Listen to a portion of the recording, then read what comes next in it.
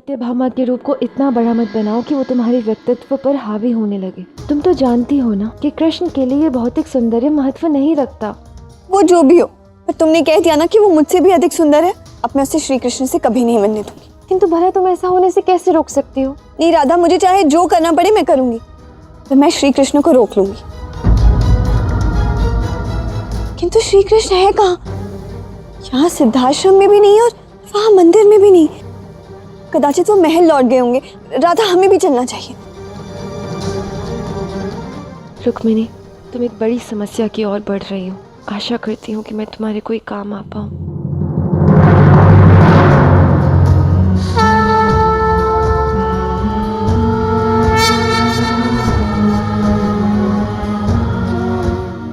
पंडित जी, ये क्या हो रहा है? नारायण की पूजा हो रही है।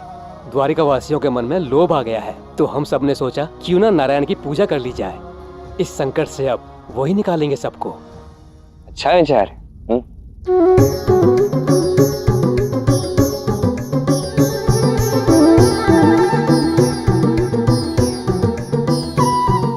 पंडित जी, वो क्या है? वो नारायण का प्रिय नैवेद्य, दूध और मधु का मिष्ठान, और भोग के लिए मिश्री माखन भी है। तो ये सब आप क्या कर रहे हैं? ऐसा करोगे तो नारायण प्रसन्न नहीं होंगे। आप सबको जो है आंखें बंद करनी होंगी, तभी नारायण जो है प्रसन्न होंगे। तो अभी हमें क्या करना है, आप पहले हाथ जोड़िए, सबके सब हाथ जोड़िए। अभी आंखें बंद कीजिए। अभी मन में नारायण का जाप करते रहिए।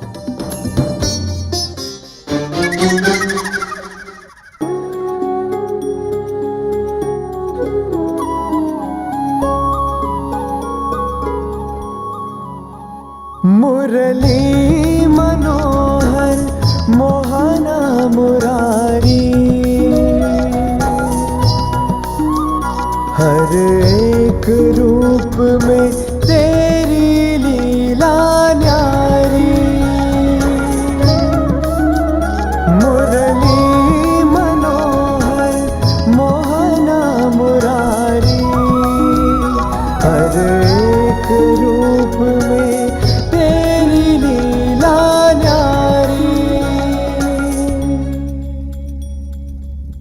हे नारायण, ये कृष्ण माखन के लिए कुछ भी कर सकता है।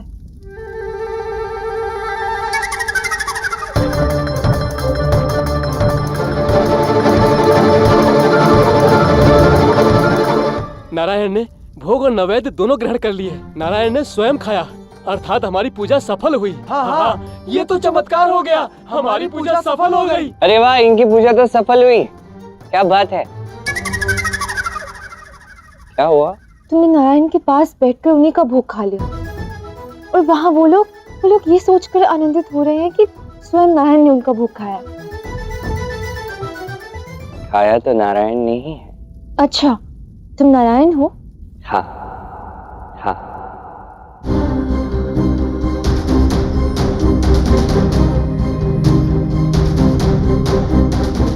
तात्पर्य है कि हर नर में नारायण होता है, हर नारी में लक्ष्मी होती है। ये तो सत्य है, तो तुम्हें भी याद है। द्वारकाधीश तो बन गए हो तुम, किंतु बातें बनानी नहीं छोड़ी। श्री कृष्ण, आप यहाँ हैं और हम वहीं आपकी प्रतीक्षा करते रह गए। वो मुझे लगा कि ध्यान में मुझे अधिक समय लग गया, इसलिए आप दोनों चले गए होंगे, इसलिए मैं सीधा यहीं चला आया। तुम यहाँ जानबूझकर चले आए कृष्ण, ताकि सत्यभामा और रुक्मिणी की भेंट हो सके। वैसे अच्छा ही किया जो आप यहाँ चले आए। पता है, वहां वो सत्यभामा आई थी आपसे मिलने, और उसका दुस्साहस तो देखिए। मेरे ही सामने वो मुझसे कहने लगी कि वो मुझसे भी अधिक सुंदर है। अच्छा। हाँ, और पता है, राधा ने भी उसके सामने कहा कि वो मुझसे अधिक सुंदर है। राधा ने ऐसा कहा? हाँ। तो सत्य ही कहा होगा, क्यों राधा? वो जो भी हो श्री कृष्ण, किंतु मैं आपकी पत्नी हूँ और मैं आपसे कुछ मांगना चाहती हूँ। जो भी मांगना चाहती है मांगे। रुक्मिणी, जो भी मांग रही हो सोच समझ कर मांगना। श्री कृष्ण, मुझे वचन दीजिए कि आप सत्यभामा से ना ही कभी मिलेंगे और ना ही कभी उसे देखेंगे।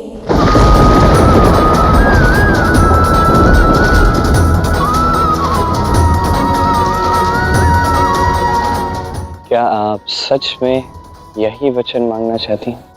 यूनिक, यह अनुचित है। नहीं राधा, यही उचित है। श्री कृष्ण वचन दीजिए। मैं आपको वचन देता हूं, जब तक आप स्वयं नहीं कहेंगे, ना मैं सत्यभामा को देखूंगा, ना उससे मिलूंगा।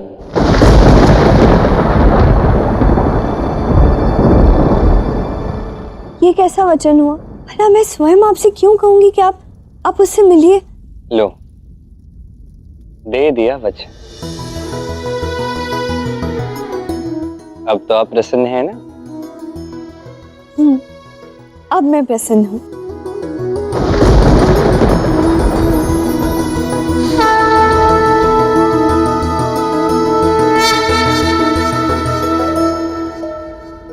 कृष्ण, ऐसा प्रतीत हो रहा है कि रुक्मिणी से बहुत बड़ी भूल हो गई है।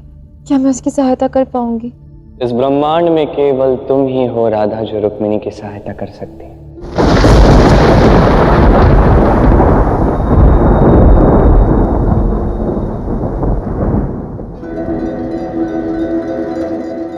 आज रात्रि तक इस श्यामंतक मणि की रक्षा करने के लिए मैं आप सबका धन्यवाद करना चाहता हूं। अब तक सत्यभामा कृष्ण से मिल चुकी होगी और कृष्ण ने उसे स्वीकार भी कर लिया होगा।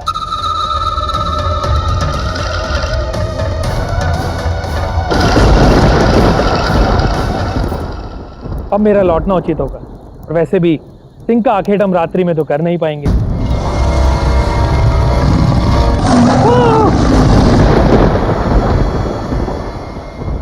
इतनी रात्रि व्यतीत हो गई, न तो प्रसेन आखेट से लौटा, ना ही सत्यभामा कृष्ण से मिलकर लौटी।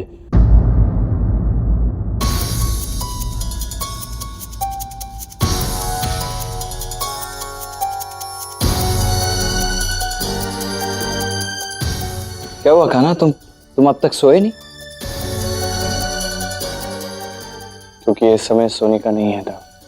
सोने का समय? अर्थात क्यों पहेलियां बुझा रहे हो कान्हा? सीधे सीधे स्पष्ट रूप से बताओ ना, होने क्या वाला है? ऐसा कौन सा अध्याय अधूरा छोड़ दिया है तुमने अपने राम अवतार में, जिससे तुम्हारे इस अवतार की निद्रा भंग हो गई है?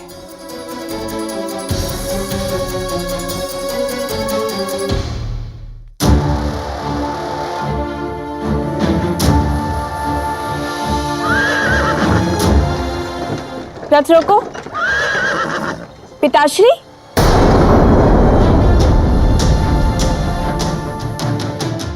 सत्यभामा, कहाँ रह गई थी तुम सत्यभामा?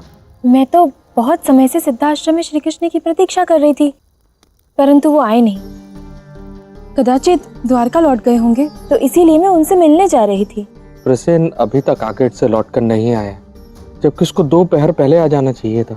मेरे मन में बड़े कुविचार आ रहे, कहीं मणि के लिए किसी ने मेरे भाई की हत्या, कुछ तो अनहोनी हुई है। काका श्री को हर दिया। अब तो श्री कृष्ण से इसी क्षण उत्तर लेना होगा कि उन्होंने ऐसा क्यों किया। कृष्ण को उत्तर देना होगा। इसका उत्तर आपको आज की सभा में मिलेगा। किंतु रात्रि में कौन सी सभा लगेगी और कौन बुलाएगा ये सभा? 3, 2, 1।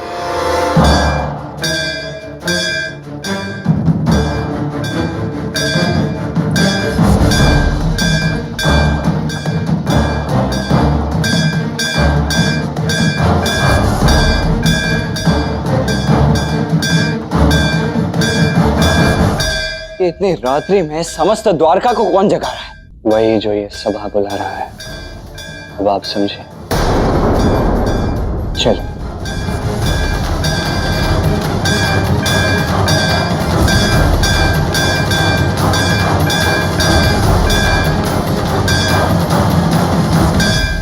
ये सब क्या हो रहा है?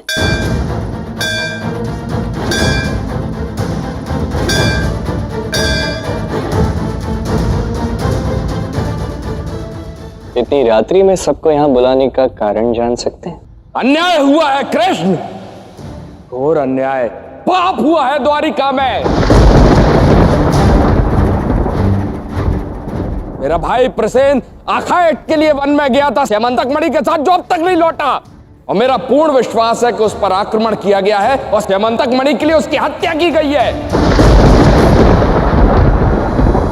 और यह सब किसी और ने नहीं, द्वारकाधीश आपने किया है। चोर है द्वारकाधीश।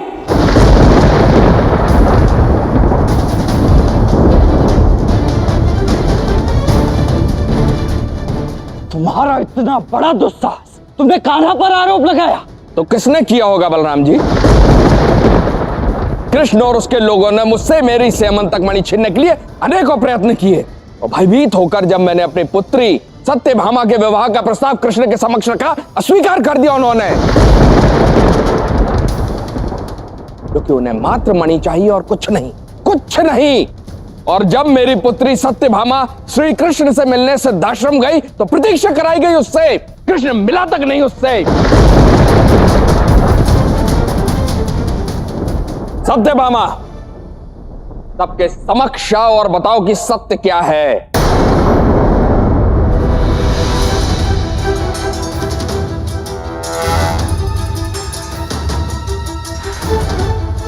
कृष्ण, कहां भाग रहे हो? सत्य सबके सामने आ चुका है, तुम भी सबके सामने आओ और बताओ कि क्या हुआ। मणि लौटाओ मेरी। द्वारकाधीश चोर है, मैंने कहा था, भाग गया। द्वारकाधीश चोर है। हाँ हाँ, द्वारकाधीश भाग गए, उन्होंने ही चोरी की है। द्वारकाधीश भाग गए, उन्होंने ही चोरी की है। मौन हो जाओ तुम सब के सब। द्वारका की नगरी में रहकर तुम सबके सब द्वारकाधीश के विरुद्ध बोलोगे।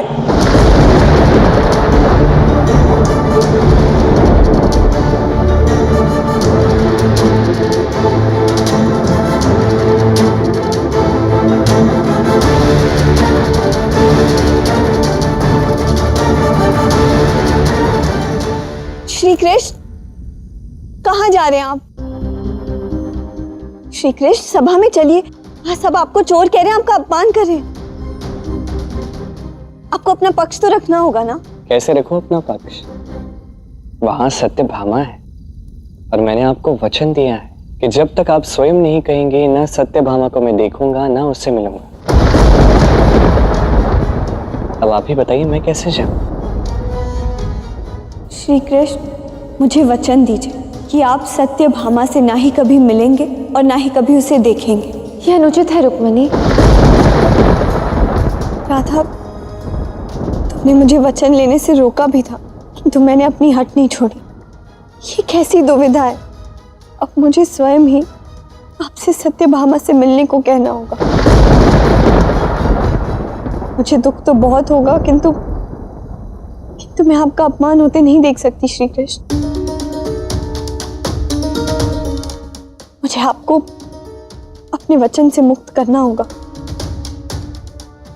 हाँ रुक्मणी, कृष्ण को वचन से मुक्त कर दो। राधा, तब तो मैंने तुम्हारी बात नहीं मानी थी, किंतु अब मानूंगी।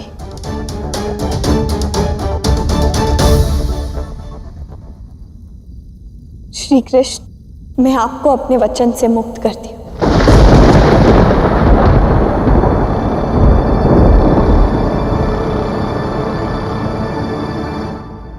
चल।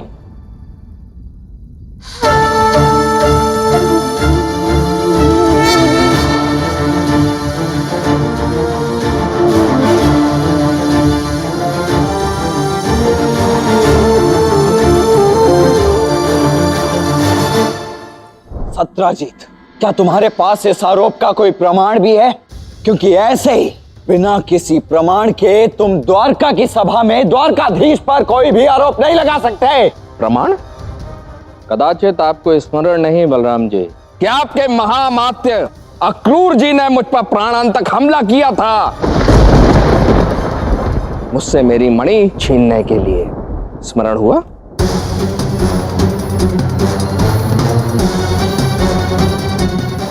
क्या हुआ अक्रूर जी, आप ठीक तो हैं? हाँ, मैं बिल्कुल ठीक हूँ बलराम जी। इसलिए मुझे पूर्ण विश्वास है कि कृष्ण ने ही मेरी मणि चुराई और मेरे भाई प्रसेन की हत्या करवाई। अनंत, आप बताइए, एक राजा की आज्ञा के बिना महामात्य क्या ऐसा कर सकते हैं? बताइए अक्रूर जी, क्या ये सत्य है?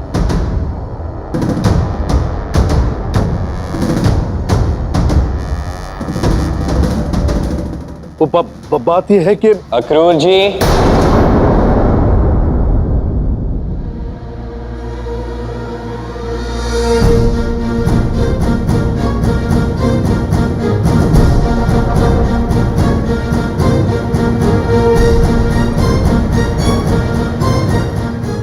अक्रूर जी मेरी ओर देखिए, अब मुझे केवल सत्य जानना है। मैं मणि के प्रति लोभी हो गया था, तो मणि छीनने की इच्छा से मैंने सत्रजीत को आतंकित करने का प्रयास भी किया था, किंतु श्री कृष्ण, ना तो मैंने इसके भाई से मणि छीनी है और ना ही मैंने उसे मारा है। असत्य बोल रहा है। श्री कृष्ण,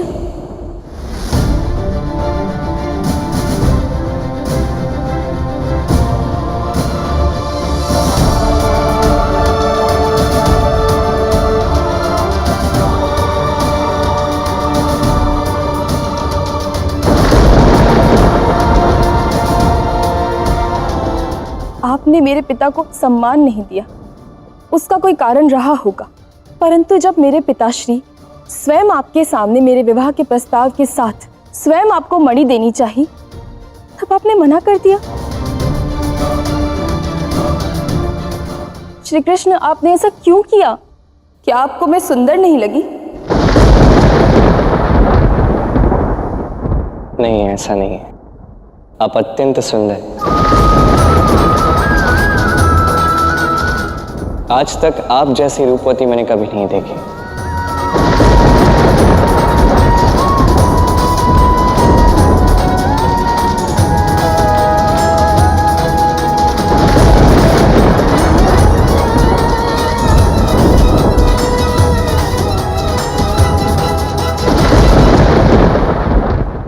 आपने मेरे विवाह के प्रस्ताव को मना कर दिया और अब स्वयं आपके महामात्य मेरे पिता पर आक्रमण की बात को स्वीकार कर रहे हैं। ये सभी द्वारकावासी एक मणि के लिए मेरे पिता के पीछे पड़े हुए हैं और अब कदाचित मेरे काकाश्री की मृत्यु हो गई है। श्री कृष्ण, आपको न्याय करना होगा, आपकी प्रतिष्ठा दांव पर है। सोचिए, ये संसार क्या कहेगा कि स्वर्ण से बनी इस द्वारका के द्वारकाधीश एक मणि की लोभ में आ गए। आपके तो कुल के नाम का नाश हो जाएगा, नाश हो जाएगा, नाश हो जाएगा।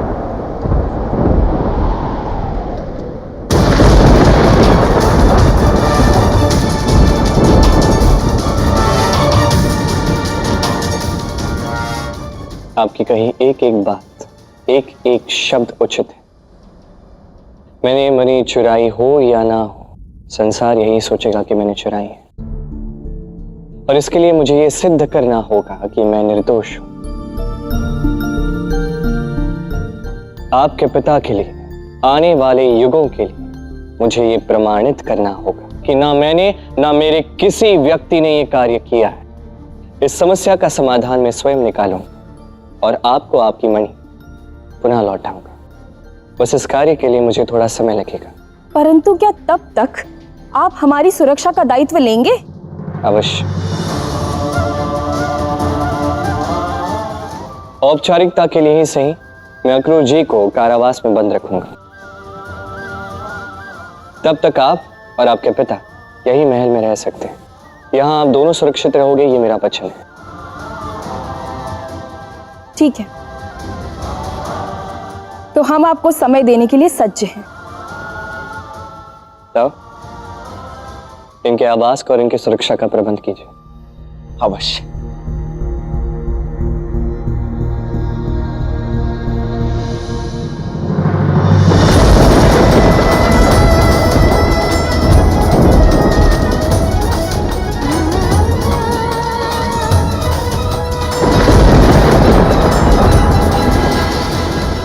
हमने जो कार्य हाथ में लिया है उसके लिए हमें कल प्रातः ही प्रस्थान करना होगा। आप कृपा करके आज्ञा दीजिए नाना जी। यशस्वी भव।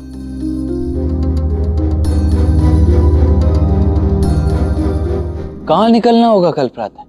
प्रसेन की खोज में निकलना होगा। प्रसेन के माध्यम से युगों को जोड़ने वाली एक गाथा आरंभ होने वाली है। जाना तो होगा ही, अन्यथा आने वाले समय में द्वारका पर, द्वारकाधीश पर सदा सदा के लिए बहुत बड़ा कलंक लग जाएगा। इसीलिए जो सत्य है उसे तो प्रकट करना ही होगा हमें। आप बस जाने का प्रबंध कीजिए था, सज्ज हो जाइए, क्योंकि एक अत्यंत रोमांचक और बड़ा एक महायुद्ध हमारी प्रतीक्षा कर रहा है।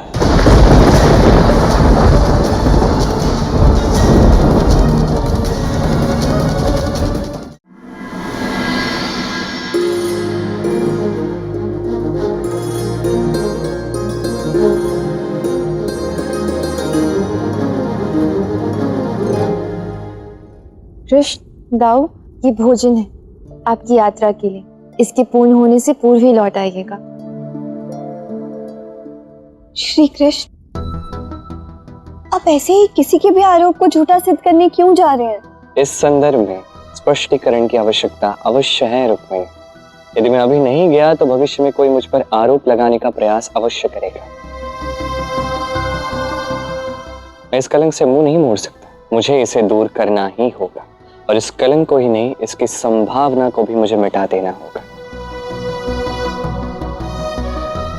किंतु श्री कृष्ण, मुझे आपकी चिंता हो रही है। आप मेरा एक निवेदन मान लीजिए। ऐसे अकेले नहीं, आप सैन्य बल के साथ जाइए। मैं बल के साथ ही जा रहा हूं रुक्मिणी। बलराम दाऊ जितना बल भला किस सेना में है। आप निश्चिंत रहिए। हाँ, किंतु फिर भी सैन्य बल तो सैन्य बल ही है ना। ठीक है, जैसा आप कहें मैं वैसा करूंगा, किंतु आपको भी मेरी एक बात माननी होगी। मैं जब यहाँ से जाऊं तो आपको तनिक भर भी चिंता नहीं करनी है। यदि आप ये करेंगे तो मैं वो करूंगा, ठीक है? हाँ रुक्मिणी, कृष्ण उचित कह रहा है। यदि तुम चिंता करोगी तो सैनिकों को ले जाने का क्या लाभ?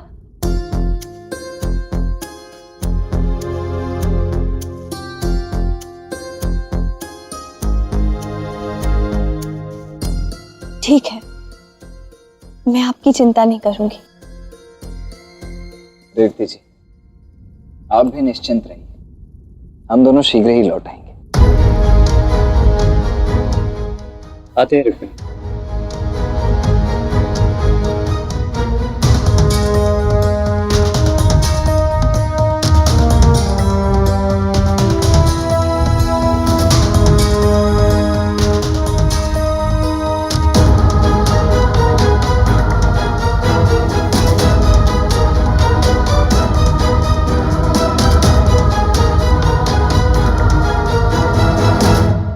कान्हा, रुक्मिणी अब केवल तुम्हारी पत्नी ही नहीं अपितु तुम्हारी सखा भी है, तो तुम्हारे लिए उसका चिंतित होना तो स्वाभाविक ही है ना। अब वो तुम्हारे लिए चिंता नहीं करेगी तो भला किसके लिए करेगी? लव क्या है ना, ये चिता समान होती है, और किसी समस्या में यदि आप चिंता करने लगो तो वो समस्या और भी कुटिल हो जाती है। ये बात यदि रुक्मिणी नहीं समझी तो शीघ्र ही आप और अन्य सभी लोग समझ जाएंगे। सारथी, चलिए प्रस्थान करते हैं।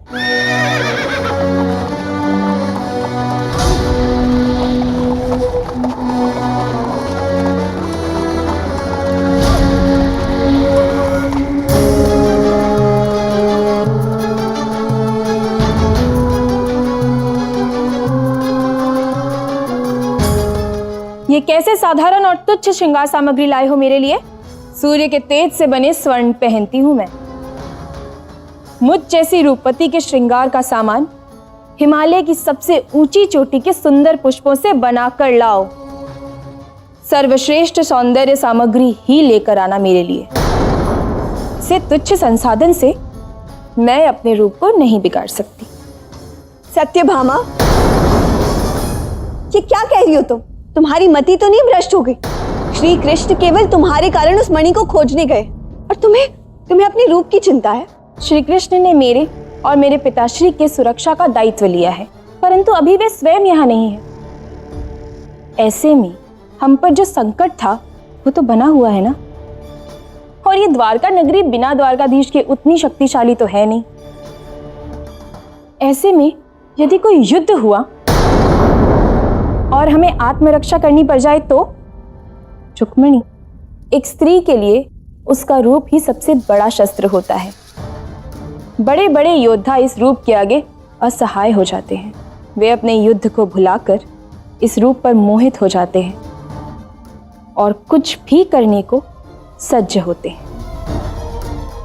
इसके लिए मुझे अपने रूप का ध्यान तो रखना होगा ना। मुझे विश्वास नहीं हो रहा, तुम्हें सच में ऐसा लगता है? श्री कृष्ण और राधा ने तुम्हारे रूप की प्रशंसा क्या कर दी? तुम्हारी तो मति ही भ्रष्ट हो गई है। ऐसे थोड़ी ना होता है। ओहो रुक्मिणी, तुम्हारे पास ऐसा सौंदर्य नहीं है ना, इसलिए तुम नहीं समझ सकती, परंतु मैं समझ सकती हूँ। कृष्ण की अनुपस्थिति में यदि कोई ऐसा संकट आ जाए, कदाचित तभी तुम्हें मेरी बात समझ में आएगी और तुम स्वयं देखोगी कि किस प्रकार मैं अपने रूप शस्त्र का प्रयोग करती हूँ। सत्यभामा, देखो रुक्मिणी, श्री कृष्ण ने वचन दिया था कि यहाँ मेरे सुख और सुविधाओं का ध्यान रखा जाएगा, और यदि मुझे मेरे अनुसार सुविधाएं नहीं मिली तो श्री कृष्ण का कथन मिथ्या हो जाएगा। मेरे होते हुए श्री कृष्ण का कथन कभी मिथ्या नहीं होगा। दासी, इन्हें जो चाहिए दे दो।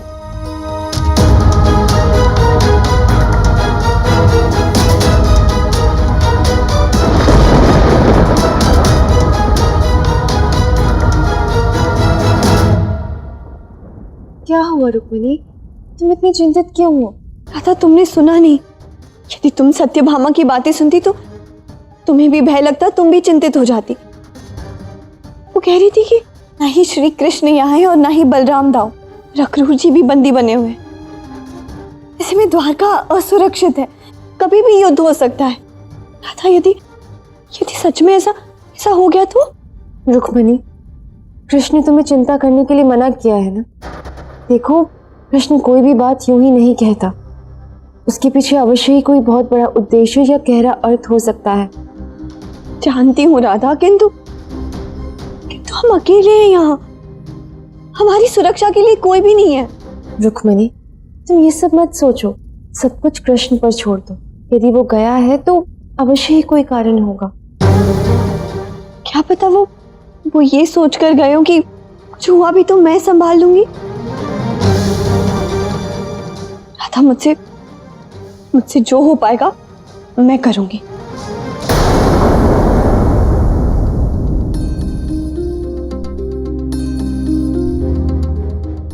अब तुम क्या करने वाली हो रुक्मिणी?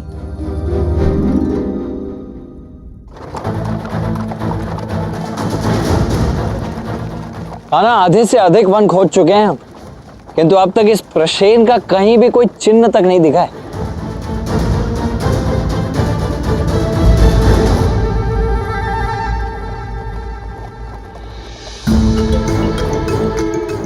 एक क्षण रुकना तो सारथी। कान्हा, यहाँ सारे सैनिक और मैं मिलकर उस प्रसेन को ढूंढने में लगे हुए हैं और तुम यहाँ भोजन कर रहे हो। तो मेरा कार्य अभी आरंभ नहीं हुआ ना? अच्छा, तुम्हारा अभी कार्य आरंभ नहीं हुआ, तो कब आरंभ होगा तुम्हारा कार्य ये भी बता दो। ये सारे व्यंजन समाप्त होते ही आरंभ हो जाएगा। क्या है ना, इतनी अच्छी सुगंध आ रही है ना, मेरा ध्यान कहीं और जा ही नहीं रहा, तो मैंने सोचा पहले इन व्यंजनों का अंत करता हूँ, तत्पश्चात मन एकाग्रचित हो जाएगा, तत्पश्चात मैं आरंभ करूंगा अपना कार्य, और ऐसा करूंगा आप देखते रह जाओगे। हाँ तो क्या सारा भोजन खा जाओगे?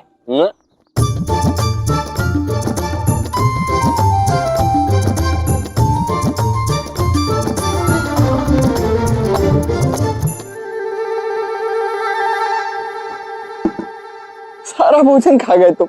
अब राधा ने इतने प्रेम से बनाया था तो मुझे तो खाना ही था। अब मैं क्या खाऊं? ये वन है दाऊ, वन में मिलते हैं स्वादिष्ट फल, वो खाइए। अच्छा कान्हा, बहुत बढ़िया।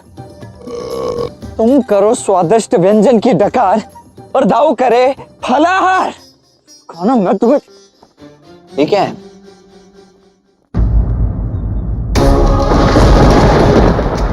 पदचिन्ह?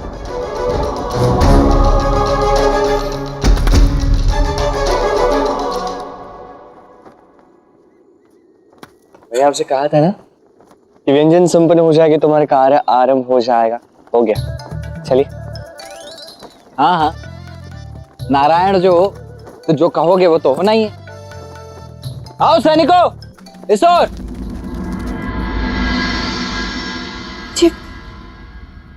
मुझे द्वारका की सुरक्षा के लिए कुछ करना ही होगा।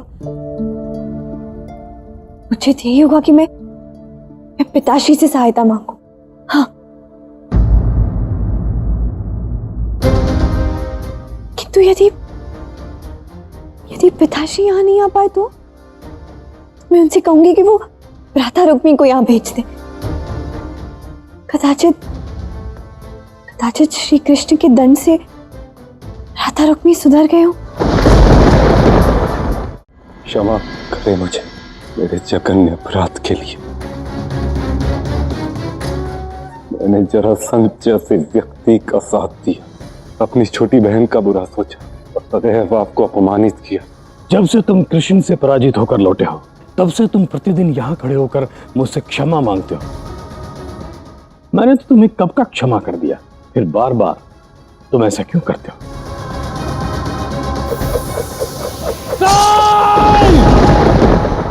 ताकि मैं ये कभी ना भूलूं कि कृष्ण ने मेरे साथ क्या किया है, ताकि मैं निरंतर प्रतिकार की अग्नि में जलता रहूं। यदि ऐसा जघन्य पाप करते हुए मुझे लज्जा नहीं आई तो इसकी क्षमा मांगने के लिए कैसी लज्जा पिताश्री। मुझे गर्व है तुम पर कि तुम सुधर गए हो। महाराज की जय हो। रानी रुक्मणी का संदेश आया है। रुक्मणी का संदेश? शीघ्र लाओ, मैं स्वयं इसे पढ़ूंगा।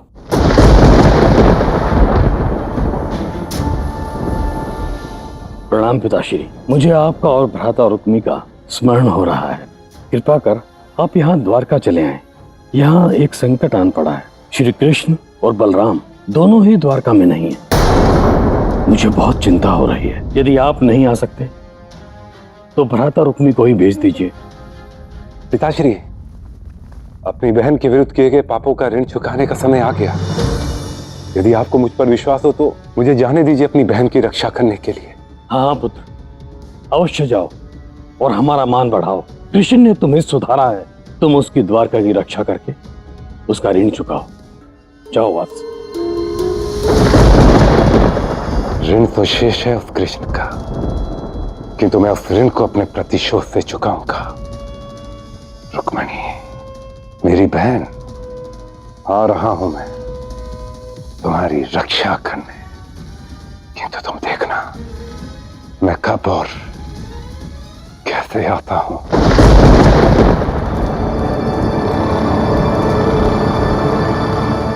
लो।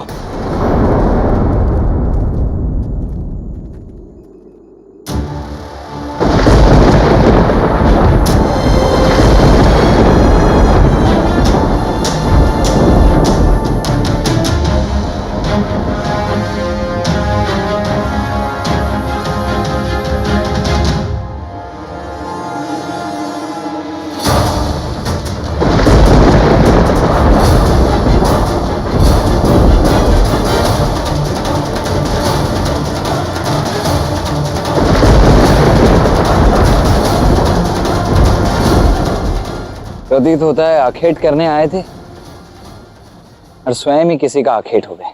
किंतु यदि किसी वन्य जीव ने इन पर आक्रमण किया होता तो इन पर खाने के चिन्ह होते, जो नहीं है। प्रतीत होता है इन्हें केवल मारा गया है।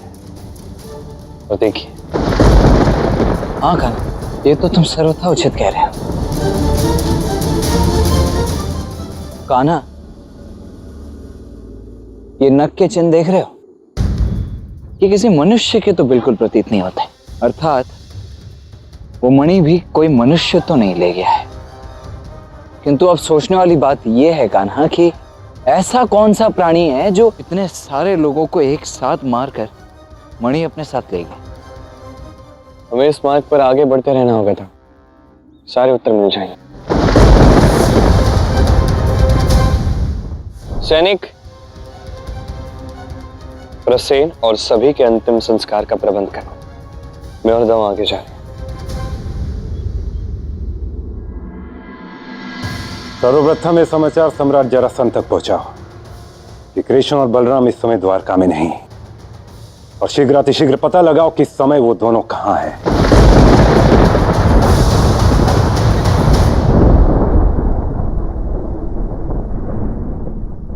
पिताश्री और रुक्मणी को मुझ पर किसी भी प्रकार का संदेह नहीं होना चाहिए, इसलिए सर्वप्रथम तो मैं रुक्मणी को एक सुंदर सा उपहार भेजूंगा और उसी उपहार के साथ एक पत्र,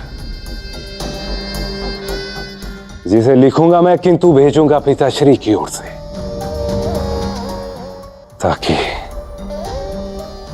ताकि मुझे अपना कार्य करने के लिए थोड़ा समय मिल सके और इस बात की भनक किसी को भी ना लगे।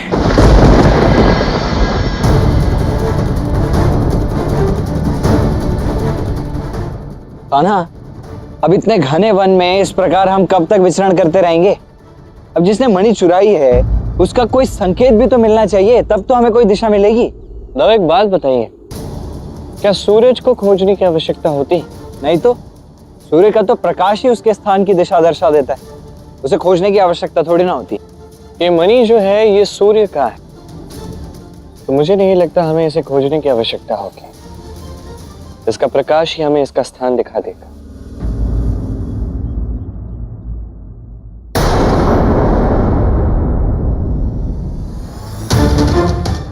कान्हा, प्रतीत होता है तुम उचित ही कह रहे हो।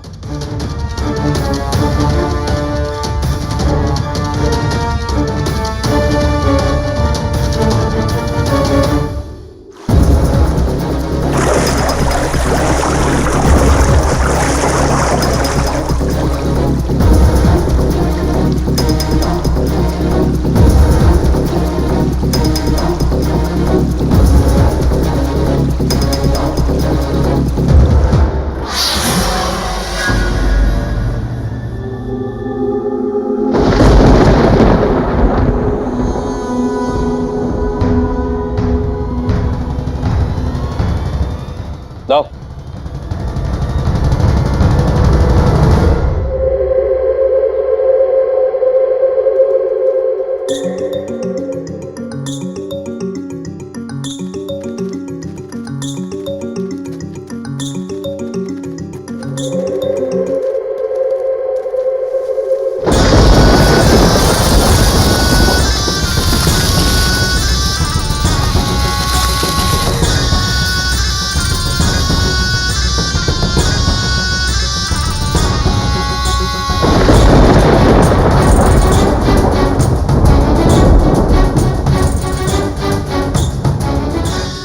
एक कन्या है जिसने मणि पहन रखी है।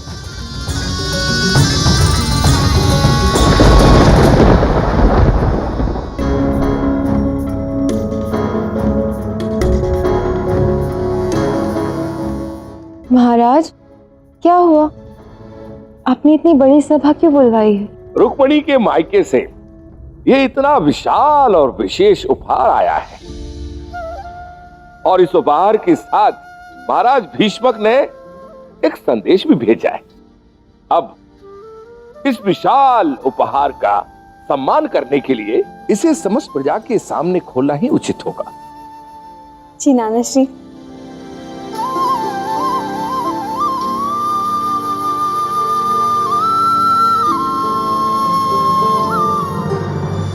पुत्री रुक्मिणी, आशीष, ये उपहार मैंने नहीं, तुम्हारे भ्राता रुक्मी ने तुम्हें भेजा है। रुक्मी को अपने किए पर पछतावा है, मैंने उसे क्षमा कर दिया है। तुम्हारा पत्र पढ़ते ही समझ गया कि कृष्ण बलराम के बिना द्वारका को रुक्मी की आवश्यकता है। मैं उसे वहां भेज रहा हूँ। उसे आने में थोड़ा समय लगेगा, किंतु उसकी ओर से क्षमा स्वरूप ये विशेष उपहार तुम्हारे लिए है।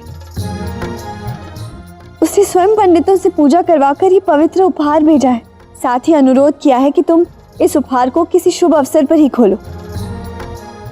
यदि महाराज भीष्मक ने रुक्मी को क्षमा किया है तो अवश्य उन्होंने कुछ ना कुछ तो सोचा ही होगा। किंतु रुक्मणी, तुमने महाराज भीष्मक को पत्र कब लिखा और क्यों? मुझे द्वारका की बहुत चिंता हो रही थी नाना श्री। ना ही श्री कृष्ण यहाँ है और ना ही बलराम दाऊ, इसलिए मैंने ही पिताश्री से सहायता मांगी। अब भ्राता रुक्मी के आने से कोई हानि नहीं होगी। रुक्मिणी, तुमने जो भी निर्णय लिया है चिंता में लिया है, और कृष्ण ने मना किया था ना चिंता करने के लिए। मेरे विचार से तुम्हें कुछ भी करने से पूर्व एक बार विचार कर लेना चाहिए। अब मैं निश्चिंत हूँ राधा। मुझे द्वारका के हित के लिए जो भी करना चाहिए था वो मैंने कर दिया है। अब तुम चिंता मत करो। अब इसे भंडार गृह में रखवा दीजिए। पूर्णिमा की पूजा के पवित्र अवसर पर ही इसे खोला जाएगा।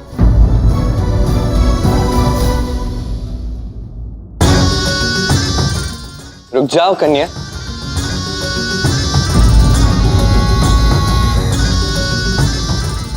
जाओ, भीतर मत जाइए। क्यों कहा?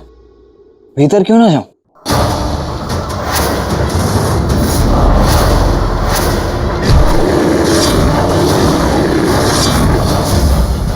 मुझे एक अद्भुत और महाशक्तिशाली शक्ति का आभास हो रहा था।